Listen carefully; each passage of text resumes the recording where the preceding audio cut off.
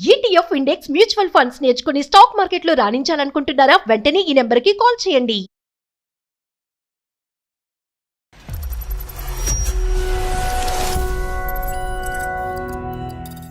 నమ్ముకున్న భర్త ఇలా మోసం చేస్తారని అసలు ఎవరికి చెప్పుకోవాలో కూడా తెలియట్లేదు. మీ ఆయన వృత్తి ఏంటమ్మా? జాబ్ చేస్తారు సార్. అంతే కదా, కంప్లీట్ దొంగతనం అన్నా. అయ్యో లేదు సార్, జాబ్ చేస్తారు, మంచి వాళ్ళే సార్. మీ ఆవిడ నగలు తీసుకెళ్తాం చెప్పకుండా దొంగతనం కాదా? కాదా? ఆమె దగ్గర తీసుకుంటే దొంగతనం అలా సార్. నేను మళ్ళీ ఇవ్వడానికి ఉంటుంది కదా ఛాన్స్ సార్. ఇప్పుడు సరే నాకు అవసరం వచ్చి వాడుకోకూడదు సార్. దొంగతనం డెఫినేషనే మార్చేసావు నువ్వు. నేను నీ భార్యని, నీకు అర్థమవుతుందా? నేను పక్కింటి అమ్మాయిని కాదు, నీ భార్యని. తీసారని మీకు పర్సనల్ గా మీతో మాట్లాడాలనుకుంటున్నాను సార్. సౌజీ లేకుండా అలా నాతో ఎలా చేసుకో? పర్సనల్ గా ఏం మాట్లాడుతావు? నాకు తెలియని పర్సనాలిటీ ఏంటి నీకు? అమ్మా, నువ్వు గుండెని రాయి చేసుకుని ఒక 2 నిమిషాలు విని. మనకేం నాకు తెలియకుండా నన్ను టార్చర్ చేసి స్టార్ట్ చేస్తాను సార్. ఏ రకంగా ఎవడు కాపర్లేదు. నాకు డబ్బులు ఇస్తావా లేదా, లేకపోతే నీకు ఒక కాపురం చేసి వస్తాను నన్ను బ్లాక్మెయిల్ చేస్తాను. మా ఇంట్లో నేనే డబ్బులు దొంగతనం చేయమని నేనే చెప్పాను సార్. అది మాత్రం ఎక్కున్నాను సార్. అసలు ఏమన్నా బుద్ధి గడ్డి తిన్నావయ్యా? ఒక అమ్మాయి గురించి నువ్వు ఇంకా నువ్వే దొంగగా మారావు.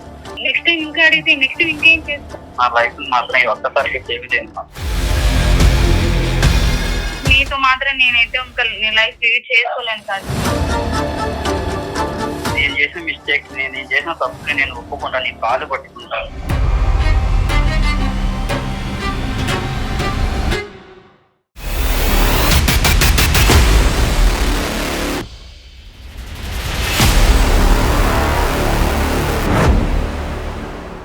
సుమన్ టీవీ అందమైన జీవితం కార్యక్రమానికి స్వాగతం. మనతో పాటు ఉన్నారు ప్రముఖ సైకియాట్రిస్ట్ డాక్టర్ కళ్యాణ్ చక్రవర్తి గారు. డాక్టర్ గారు నమస్తే అండి. నమస్తే మేడం. ఈ మెయిల్ ఒక విచిత్రమైన మెయిల్ అనిపించింది సార్ నాకు, అందుకే అది తీసుకున్నాను. ఏంటంటే సౌజన్య అని ఒక అమ్మాయి మనకి మెయిల్ చేసింది. ఇద్దరు మంచి wife and husband, madam but ఏదో ఒక చిన్న విషయంలో ఇద్దరికి డిస్టర్బెన్స్ ఉంది. కానీ అది మనకి చిన్నది అనిపిస్తుంది, నిజానికి చాలా పెద్ద విషయం. రైట్. ఒకసారి మాట్లాడితే క్లారిటీ వస్తుంది. తప్పకుండా మేడం, చేయండి.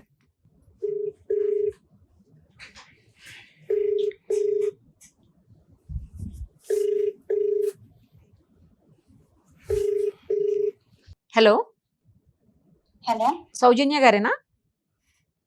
ఎవరండి? అమ్మా, నేను నిరుపమ, సుమన్ టీవీ అందమైన జీవితం కార్యక్రమం నుంచి మీరు మాకు మెయిల్ చేశారు కదా. మ్యామ్, నేను అసలు అనుకోలేదు మేడం నాకు నా మెయిల్ కి మీరు రెస్పాన్స్ అవుతారని. అమ్మా thank you so much ma'am. అమ్మ మనతో పాటు డాక్టర్ కళ్యాణ్ చక్రవర్తి గారు కూడా ఉన్నారు. ఒక్కసారి మీ ప్రాబ్లం ఏంటో చెప్పండి. నేను కొంతవరకు చెప్పాను డాక్టర్ గారికి, బట్ మీరు చెప్తే ఇంకా క్లారిటీగా ఉంటుంది కదా. ఒక్కసారి చెప్పండి అమ్మా, దాన్ని బట్టి పరిష్కార మార్గాన్ని కూడా ఎదిగే ప్రయత్నం చేద్దాం. Okay ma'am. చెప్పమ్మా సౌజన్య. అసలు ఈ కాలంలో ఎవరిని నమ్మాలో ఎవరిని నమ్మకూడదో కూడా తెలియట్లేదు సార్. Point noted. సో నమ్ముకున్న భర్త ఇలా మోసం చేస్తారని అసలు ఎవరికి చెప్పుకోవాలో కూడా తెలియట్లేదు సార్. అందుకే మీకు మెయిల్ చేశాను. ఏంటమ్మా, ఏంటా మోసం? మాకు 4 years అయింది సార్ మ్యారేజ్ అయ్యి. మ్యారేజ్ అయ్యి 4 years అయింది. రైట్. మా భర్తకి ఒక చెల్లి ఉంది సార్. మీ భర్త గారికి ఒక చెల్లి, నీకు ఆడపడుచు. ఆడపడుచు. ఆమెకి పెళ్లి సంబంధాలు కుదిరాయి సార్. పెళ్లి సంబంధాలు కుదిరితే ఇంకా మేము దానికి టూర్ కి వెళ్ళాం. బయట అందరం ఫ్యామిలీ మొత్తం అందరం కలిసి టూర్ కి వెళ్ళాం. ఓకే. టూర్ కి వెళ్ళి ఒక 2-3 days వచ్చి ఇంటికి వచ్చేసరికి మా ఇంట్లో దొంగలు పడ్డారు సార్. అయ్యో. దొంగలు పడి డబ్బులు, గోల్డ్ మొత్తం తీసుకెళ్లిపోయారు. పెళ్లికి కూడబెట్టింది అన్ని ఆడపడిచికి డబ్బు అదే కూడబెట్టినవన్నీ తీసుకెళ్లిపోయారు. కేసు పెట్టారా? కేసు పెడదాం అనుకున్నాం మ్యామ్. మా భర్త వచ్చేసి పరువు పోయిద్ది, ఎందుకు పెట్టడము, మళ్ళీ పెళ్లి కుదిరింది కదా ఆగిపోయిద్ది అని చెప్పి వద్దని చెప్పారు. దొంగతనం పరువు ఎలా పోతుంది? సర్లేండి, చెప్పండి. కేసు అయితే పెట్టలేదు మీరు, బట్ దాన్ని పట్టించుకోలేదన్నమాట. ఏదో జస్ట్ ఫార్మల్ గా ఫార్మాలిటీ కోసం పెట్టారు. కానీ కేసు పెట్టద్దని ప్రధానంగా అడిగింది ఎవరు? మీ హస్బెండ్. మా హస్బెండ్. అతనికి ఇష్టం లేదు. సరే చెప్పండి అమ్మా. డబ్బులు ఎలాగో సెట్ చేసి మా ఆయన ఆడపడుచుకి మ్యారేజ్ చేశారు. సో పెద్దవాళ్ళందరూ కూర్చొని మీ హస్బెండ్ కూడా కాంట్రిబ్యూట్ చేశాడు, అందరూ దగ్గరుండి మళ్ళీ పెళ్లి అయితే ఆగలే. పెళ్లి అయితే ఆగలేదు, బట్ డబ్బులు ఎలా అరేంజ్ అయ్యాయంటే పొలం అమ్మానమ్మా అని చెప్పాడు మా హస్బెండ్.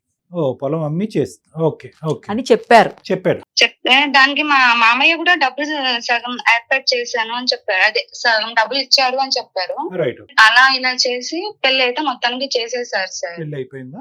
ఓకే సంతోషం. ఇప్పుడు మా హస్బెండ్ కి ఒక ఫ్రెండ్ ఉన్నారు. ఉమ్. ఆ ఫ్రెండ్ వాళ్ళ భార్య వచ్చి నాకు ఫ్రెండ్. మేమిద్దరం ఒకసారి ఇలా బయట షాపింగ్ కి అలా వెళ్తే మా ఇద్దరికి కొంచెం మాట గొడవ వచ్చింది సార్. ఎవరు? నీకుని మీ ఫ్రెండ్ కి? ఏం పేరు తన పేరు? కావ్య సార్. కావ్యకి నీకు ఒకసారి షాపింగ్ లోకి వెళ్తే కనుక మాట పెరిగి ఒక చిన్న గొడవ అయింది. చిన్న గొడవ గొడవ వస్తే ఆ మాటలో నోరు జారింది అనమాట. ఏం మీ ఆయన పెద్ద మంచోడు అనుకుంటున్నావా ఏంటి? మీ ఆయన వల్లే నా మొగుడు దొంగతనం చేయాల్సి వచ్చింది అని నోరు జారేసి చెప్పేసింది సార్. మీ ఆయన వృత్తి ఏంటమ్మా? జాబ్ చేస్తారు సార్. అంతే కదా, కొంపతీసి దొంగతనం అన్నా? అయ్యో లేదు సార్, జాబ్ చేస్తారు, మంచి వాళ్ళే సార్. దొంగతనం చేయటంలో ఈ అమ్మాయి చెప్పిన డీటెయిల్స్ చెప్పమ్మా నాకు, అసలు ఏమైందో. ఆ తర్వాత ఏం చెప్పింది? ఇంకా అదే, నువ్వు ఈ విషయం మళ్ళీ ఇంట్లో చెప్పే గొడవ పడకురా, ఇది కేవలం తన చెల్లి కోసమే చేశాడు, నువ్వు నగలు ఇస్తావో ఇవ్వవో అనే ఒక రీజన్ తో అలా చేశాడు అని చెప్పింది సార్ నాతో. ఎవరి నగలు ఎవరు గొడవ పట్టం అది కదా. నా నగలు. నీ నగలు అంతకు ముందు అడిగాడా మీ భర్త వచ్చి నిన్ను? నీ నగలు అడిగాడా? అడగలేదు సార్, అడగలేదు. అడిగితే నేను ఇచ్చేదాన్నేమో, బట్ నన్ను అడగకుండానే చేశాడు కదా సార్. అందుకే నాకు ఈ బాధ అవుతుంది. ఒకసారి ఇట్లా చెల్లి పెళ్లికి ఇలా డబ్బులు తక్కువ అవుతున్నాయమ్మా, నాకు నువ్వు నగలు ఇవ్వు అంటే ఓకే నేను ఇస్తాను ఇవ్వను అది పక్కన పెట్టి నాకు ఒక మాట అడగాలి కదా. ఆల్రెడీ స్టార్టింగ్ లో ఈమె బంగారం డబ్బులు అన్ని ఆమె కోసం రెడీ చేసినవే, అంటే అన్ని కుదవ పెట్టుకున్నారు, జాగ్రత్తగా పెట్టుకున్నవన్నీ పోయినాయి అని చెప్పింది కదా సార్. ఆ దొంగతనంలో పోయినటువంటి బంగారంలో నీ బంగారం కూడా ఉందా? నా బంగారం కూడా ఉంది సార్. మరి నాకు ఆ మాట చెప్పలేదు. Right, okay. సో ఏంటమ్మా ఇప్పుడు కొద్దిగా ఇప్పుడు వివరంగా చెప్పు. మీ కావ్య ఇలా చెప్పిన తర్వాత కావ్య మాటలు నిజం అన్నట్టుగా నువ్వు అనుకున్నావా, లేదంటే వివరాలు అడిగావా? అడిగాను సార్, ఇంటికి వెళ్ళి అడిగాను నేను తనకి. గట్టిగా మాట్లాడితే చేశాను, చెల్లి పెళ్లి కోసం చేశాను, నువ్వు నగలు అడిగితే ఇస్తావో ఇవ్వవో అని అలా చేయాల్సి వచ్చింది అని చెప్తున్నాడు. డబ్బులు కూడా సార్ రెండువి. కాదమ్మా, మీ ఆయన డబ్బులు ఎందుకు పట్టుకెళ్ళిపోతాడమ్మా? అంటే మీ ఈ పెళ్లి గురించే పట్టుకెళ్ళిపోయాడా? అదేమో సార్ నాకు తెలియదు, నేను అందుకే కదా సార్ మీకు మెయిల్ చేసింది. అది కదమ్మా, నువ్వు అడిగినప్పుడు మీ ఆయన ఏం చెప్పాడమ్మా? మీ ఆయన చేశాను అంటున్నారు, చెల్లి పెళ్లి కోసమే చేశాను అంటున్నారు. ఈ డబ్బులతోనే ఆ పెళ్లి చేశాడా? ఏమో సార్, పొలం అమ్మాను అంటున్నాడు, మా మామయ్య నేను డబ్బులు ఇచ్చాను అంటున్నాడు. నాకు తెలియదు సార్, ఒకసారి మీరు కూడా అడగండి సార్. అడుగుతాంలే అమ్మా, అడుగుతాం. కొంతవరకైనా నువ్వు వివరాలు చెప్తే ఆ తర్వాత మీ హస్బెండ్ కి ఫోన్ కాల్ కలిపితే కనుక, బాబు నువ్వు ఎందుకు దొంగతనం చేసావు, నీ వృత్తి ఏంటి, ధర్మం ఏంటని మేము అడుగుతాం. దానికంటే ముందు సో ఇక్కడ జరిగినటువంటిది కావ్య ఏమని చెప్పింది అంటే, మీ ఇంట్లో దొంగతనం చేసినటువంటిది మీ ఆయన మా ఆయన ఇద్దరు కలిపి చేశారు, మీ ఆయన ప్రోత్సహించి టెక్నాలజీ చెప్తే మీ ఆయనతో కలిపి దొంగతనం చేశాడు అని మీ ఇద్దరు గొడవ పడినప్పుడు ఆ అమ్మాయి నోరు జారి ఈ విషయం చెప్పింది. అది వెళ్ళి మీ హస్బెండ్ అడిగితే మీ హస్బెండ్ అదంతా కరెక్టే అన్నాడు, కానీ ముందు వెనకట్లా తల తోక లేకుండా మాట్లాడాడు. అది నీకు అర్థం కాక నువ్వు మాకు ఈమెయిల్ పంపించావు. ఈమెమో గట్టిగా ఆయన అడగలేకపోతుంది, అంతే కదా. ఇప్పుడు తన ఇంట్లో తనే దొంగతనం చేయాల్సిన అవసరం ఏమొస్తుంది సార్? నేను ఒకవేళ బయట చెప్తే నేను ఏమైనా చేసుకుంటాను అని ఒక చెప్తున్నాడు. ఎవరు చెప్పక్కర్లే, మీ కావ్య చెప్పేటట్టుంది అందరికి. ఎందుకు ఇలా చేస్తున్నాడని తెలియక మీకు మెయిల్ చేశాను. సరే ఒకసారి కలుపమ్మా, ఫోన్ కలుపు. అతని పేరు? బట్ ఆయన పేరు రివీల్ చేయకండి సార్, మళ్ళీ బయట తెలిస్తే మా పరువు మేమే రోడ్డును పడేసుకున్నట్లు ఉంటది. అన్ని కాన్ఫిడెన్షియలే. ఇతని పేరు అయితే కనుక అసలు బయటకు రాదు, అందులో మీరేం భయపడవలసిన అవసరం లేదు. కలపండి, ఫోన్ కలపండి. Okay sir. ఎక్కడో ఎవరో దొంగతనం చేశారనేది సొంత చెల్లి పెళ్లికి ముందే దొంగతనం చేయటం. తన ఇంట్లో తానే. The person you are speaking with has put your call on hold. Hello, చెప్పు. ఎక్కడ నువ్వు ఎక్కడున్నావు? బయట చెప్పి ఏం పని? నువ్వు చేసిన దానికి నాకు పిచ్చెక్కిపోతుంది, ఏదేదో సమాధానం చెప్తున్నావు. నువ్వు ఎక్కడున్నావు ఇంతకీ? అంత ఈజీగా తీసుకోకు సార్, నా ప్లేస్ లో ఉంది ఆలోచించి. ఇదే పని నేను చేస్తే నువ్వు ఉండగలవు అసలు చెప్పు. ఇప్పుడు ఎక్కడున్నావు మాట్లాడుతున్నావు? ఇంటికాడ కనిపించలేదు, ఇంటికి వెళ్ళి వచ్చాను, బయట ఉన్నా. ఎక్కడున్నావు? ఫ్రెండ్ ఇంటికి వచ్చానులే గానీ, బట్ నాకు ఏం చేయాలో నాకు తెలియట్లేదు, అందుకే నేను సుమన్ టీవీ వాళ్ళకి మెయిల్ పెట్టాను. సుమన్ టీవీయా? నువ్వు అక్కడికి ఎందుకు వెళ్ళావు? మళ్ళీ ఏం చేయాలి చెప్పు. అరే నీకు ఏమన్నా పిచ్చా నీకు? హలో, నేను సుమన్ టీవీ అండి, అందమైన జీవితం కార్యక్రమం నుంచి నేను నిరుపమ, అలాగే డాక్టర్ కళ్యాణ్ చక్రవర్తి గారు కూడా మనతో పాటు ఉన్నారు. మీ వైఫ్కి ఏం చేయాలో అర్థం కానటువంటి సిచ్యుయేషన్లో మాకు మెయిల్ చేశారండి. సో Okay, దానికి madam. ఏమైనా పరిష్కారం ఆలోచిద్దాము, దానికి పరిష్కార మార్గం చూపిద్దాం అని చెప్పేసి నేను డాక్టర్ కళ్యాణ్ చక్రవర్తి గారు ఇద్దరం ట్రై చేస్తున్నాము. మీరు ఆమెనేమి తిట్టకండి, ఆమె చాలా కన్ఫ్యూజన్ స్టేటస్లో ఉన్నారు, ఆ మైండ్ అంతా కూడాను. ఒక్కసారి సార్తో మాట్లాడండి, సార్ మీతో మాట్లాడాలనుకుంటున్నారు. హలో. సార్ చెప్పండి సార్. కాదు, ఇప్పుడు ఇది చాలా ఇంపార్టెంట్ ఇష్యూ కదండి. మీరు భయపడవలసిన అవసరం ఏముంది?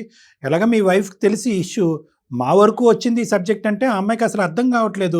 ఇదేంటి ఇంటి దొంగ ఏంటి, భర్త దొంగ ఏంటి అనే కాన్సెప్ట్లో ఆ అమ్మాయి అసలు ఈ చిక్కుముడికి సమస్య ఎవరిని అడగాలి? మీ పేరెంట్స్ని అడగాలా, ఇరుగు పొరుగుని అడగాలా, మీ స్నేహితులను అడగాలా అనేటటువంటి తన స్నేహితురాలు గబుక్కని నోరు జారి చెప్పిందంట. అది ఇంట్లో అడగగానే మీరు కూడా ఒప్పుకున్నారంట. ఏంటో అది ఒక క్లారిటీ వస్తే ఆ అమ్మాయి అన్న ప్రశాంతంగా పడుకుంటుంది మీ భార్య. ఇదేం దొంగతనాలు? ఇది మొదటిసారి దొంగతనం, ఇంతకు ముందు కూడా చేశారా? సార్ ఆ దొంగతనం ఎలా అంటున్నారు సార్? అది మరి ఏం తనం?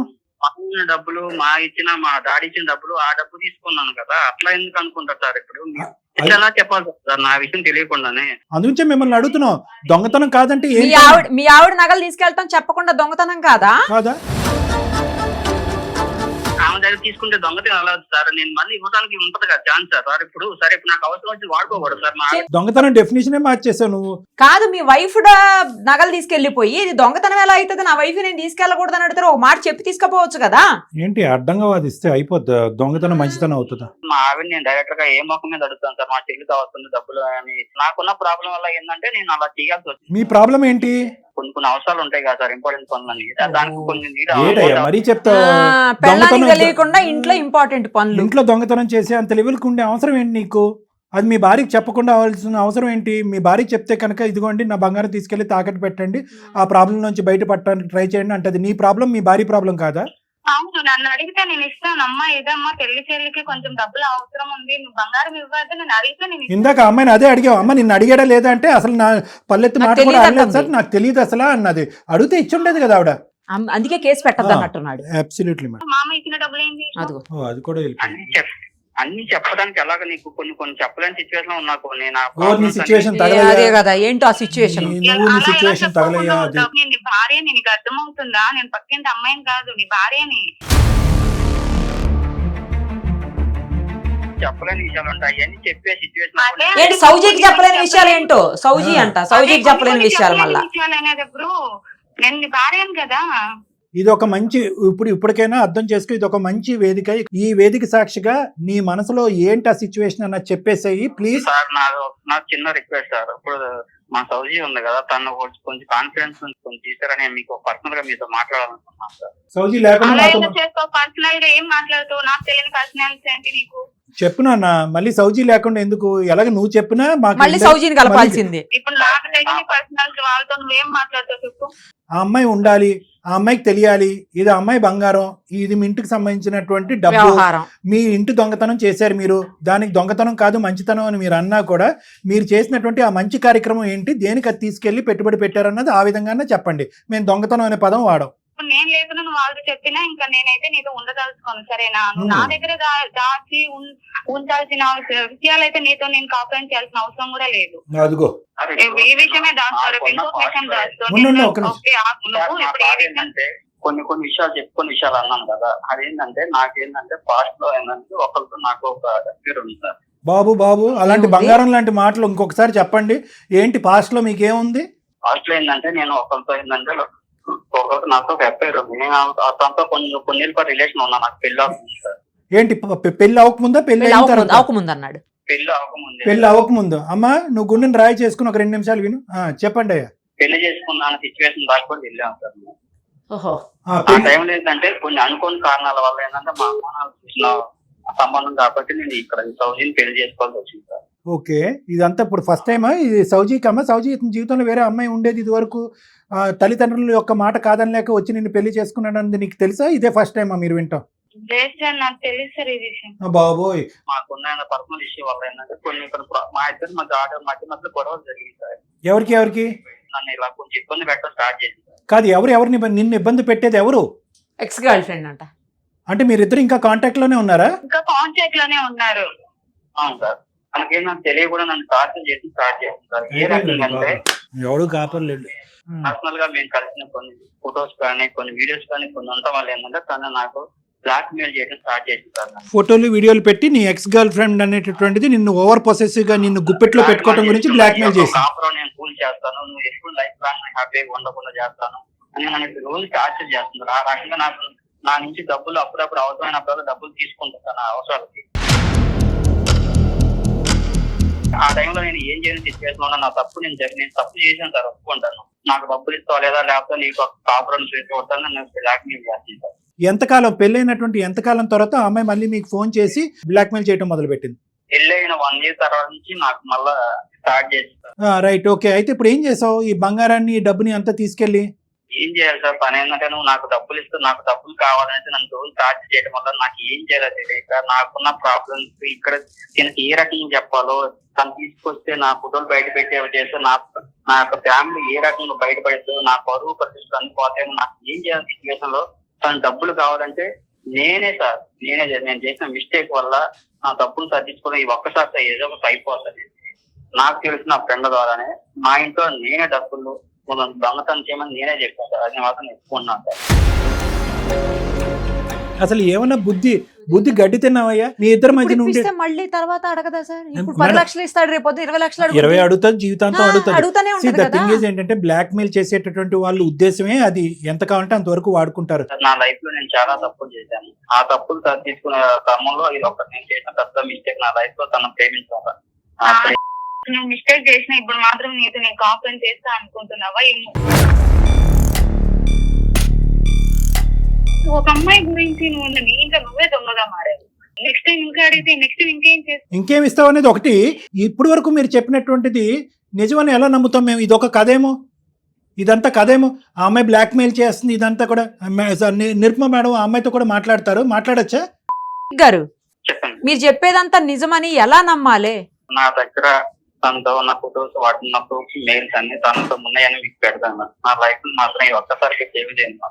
ఈ ఒక్కసారికి సేవ్ చేయాలి అంటే ఒకటి, మేము చేయవలసినటువంటి ఎంక్వైరీ మేము చేస్తాము.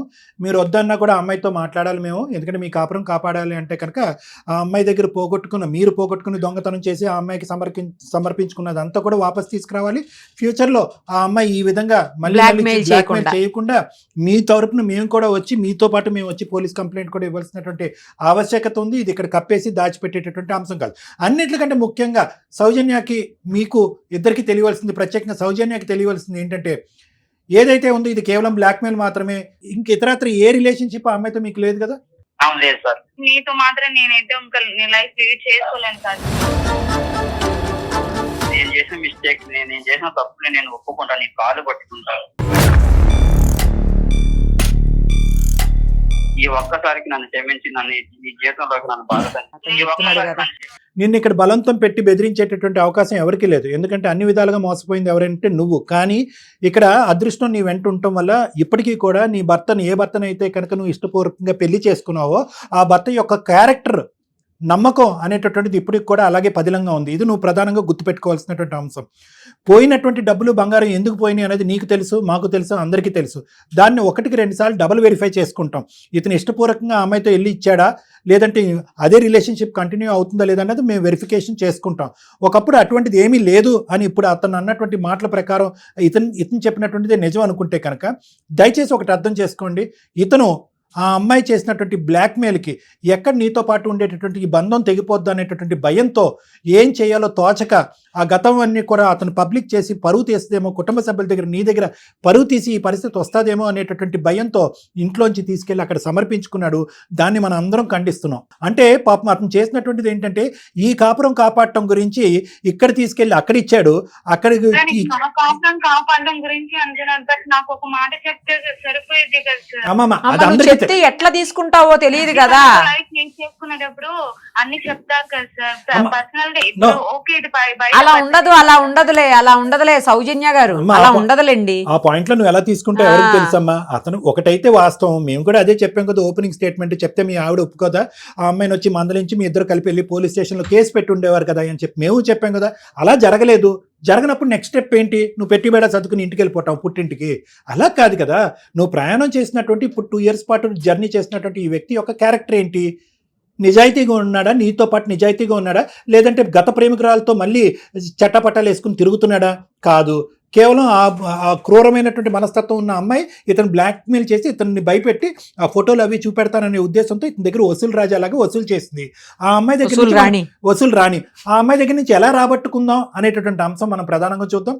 ఫ్యూచర్లో మళ్ళీ మీ ఇద్దరి యొక్క జీవితంలోకి ఆ అమ్మాయికి దూరకుండా బ్లాక్మెయిల్ చేయకుండా ఏం చేయాలన్నది చూద్దాం. అది మంచి. ఒకప్పుడు ఇతర క్యారెక్టరే బ్యాడ్ అంటే కనుక నేను నిరుపమ మేడం 2 నిమిషాలు కూడా నీ చేత అతని చేత నిన్ను, నీ చేత అతనితో కాపురం చేయించి ఉండేవాళ్ళం కాదమ్మా. ఒక్క అవకాశం ఇవ్వండి. మంచి వ్యక్తి తప్పుదోవలో వెళ్ళాడు, తప్పు తెలుసుకున్నాడు, బాధపడుతున్నాడు, పశ్చాత్తాపం కోరుతున్నాడు, మీ కాలమే పడుతున్నాను అంటున్నాడు. కాబట్టి ఒక అవకాశం ఇవ్వాల్సినటువంటి బాధ్యత మీ మీద ఉంది. ఒక్క అవకాశం ఇస్తారా ఎవరా? సౌజన్య గారు ఏమంటారు? ఏమో మేడం, అసలు ఏం చేయాలో నాకే అర్థం అవ్వట్లేదు. నమ్మాలో వద్దో కూడా తెలియదు. నమ్మి వెళ్ళాలంటే ఏదో కన్ఫ్యూజ్ లో ఉన్నాను మేడం నేను. సరే మా అంతవరకు మాకు అర్థమైంది తల్లి. ఈ క్షణాన్ని నువ్వు అన్ని ఒప్పుకోవాలనే ఉద్దేశం కూడా మాకు లేదు. నువ్వు అట్లీస్ట్ కన్ఫ్యూజన్లో ఉన్నావు, నా కన్ఫ్యూజన్ క్లారిటీ ఇవ్వండి అని నువ్వు అడుగుతున్నావు అంటే కనుక ఈ పెళ్లిని కాపాడుకోవాలి, భర్తను కాపాడుకోవాలనే ఉద్దేశం నీకుంది. నీ కన్ఫ్యూజన్ క్లియర్ చేయడానికి ఒకసారి నన్ను వచ్చి కలవు అమ్మా. బాబు నువ్వు కూడా రావాలి. ఈ లోపల మేము ఏంటంటే నువ్వు ఇప్పటి వరకు చెప్పినవన్నిటివి వాస్తవం అని చెప్పి మీరు వచ్చే లోపల మేము వెరిఫై చేసుకుంటాం. నువ్వు చెప్పేటటువంటి మాటలు బట్టి నిజంగా ఆ అమ్మాయి ఒక క్రిమినల్ మైండ్ సెట్ ఉంటే కనుక మీ ఇద్దరు వచ్చి పోలీస్ స్టేషన్లో కేసు పెట్టాలి. ఆ అమ్మాయికి ఎటువంటి శిక్ష పడాలో ఆ శిక్ష పడుతుంది. మీ ఇద్దరు కాపురం చేయాలా, ముందుకు ఎలా వెళ్ళాలి అనేటటువంటిది నా కౌన్సిలింగ్లో నేను అన్ని విడమర్చి మీ ఇద్దరితో మాట్లాడతాను. అప్పటి వరకు ఎటువంటి డేంజరస్ నిర్ణయాలు తీసుకోవాలి.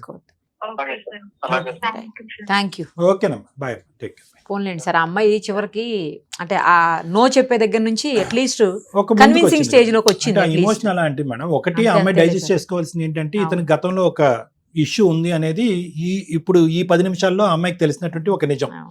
పుణ్యమే కారణం. బంగారం దేనికో పోయింది, ప్యాకెట్కో పోయిందో దేనికో పోయిందో అనుకుంటే వేరే విషయం. లేదు నాకు ఒక గతం ఉంది, ఒక ఎక్స్ ఉంది అని అమ్మాయి చెప్పడం అనేది ఒక షాకరు. రెండోది ఏంటంటే ఇతను తీసుకెళ్లి ఆ అమ్మాయి బ్లాక్ మెయిల్ కి భయపడి అక్కడికి ఇచ్చాడు అనే మాట చెప్పేటప్పటికి ఆ అమ్మాయి ఎటువంటి కంక్లూజన్కి వచ్చిందంటే కనుక ఏమో ఇతను బ్లాక్ మెయిల్ అనేటటువంటిది ఒక బొమ్మకి ఇస్తున్నాడేమో, వాస్తవానికి ఇద్దరికి కనెక్షన్ ఇప్పటికీ రన్నింగ్ ఉందేమో, నాకు సౌత్ ఉందేమో, వద్దురా బాబా అంటంలో నిజమే. సో మనం ఏంటంటే ఏదో బ్లైండ్ గా నమ్మేసి కలిపేయటం కాకుండానే మనం కొద్దిగా బ్యాక్గ్రౌండ్ వెరిఫికేషన్ చేసి వీళ్ళిద్దరిని కౌన్సిలింగ్ పిలిచిన తర్వాత అతను చెప్పిన మాట నిజమైతే కనుక ఖచ్చితంగా కలిపి వాళ్ళిద్దరిని ఆ అమ్మాయిని ఏం చేయాలో కూడా చేయొచ్చు, వీళ్ళిద్దరిని కలపడంతో పాటు. Sure madam. Thank you so much.